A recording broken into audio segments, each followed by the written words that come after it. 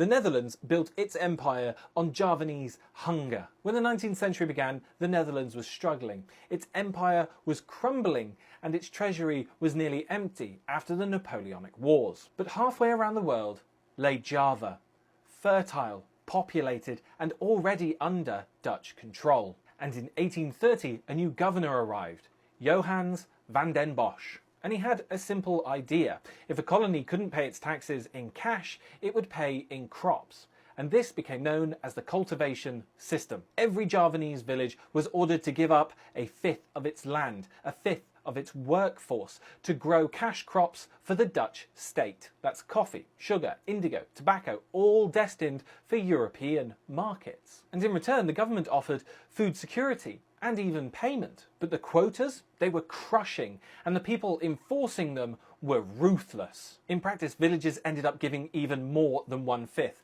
Local rulers, eager to please the colonial overseers, ended up demanding entire harvests. And when drought or disease hit, farmers still had to hit their quotas or face punishment. Those who failed could be flogged, imprisoned, or have their land seized. And as rice fields shrank, hunger spread. And in the 1840s, a famine struck. People ate mud, bark, and even grass to survive. And this is the most disgusting part. Families sold their children to pay the taxes that they didn't even owe. And all the while, Dutch ships filled with millions of pounds of coffee and sugar were sailing back to Amsterdam. And by the mid-century, a third of all of Dutch income came from Java. The canals of Amsterdam, the railways, the palaces, they were all funded by Javanese sweat and starvation. Yet in Europe it was celebrated. Politicians in Europe even called it humane imperialism. They rebranded it the ethical policy,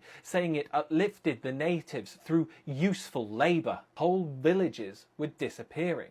That's whole communities being wiped out through famine and disease. And even Dutch reformers started to turn against it. One, Edward Dekker, exposed the horrors in his 1860s novel Max Havelaar. His words shocked Europe, explaining how ethics had been used to cover up exploitation. The cultivation system finally ended in 1870.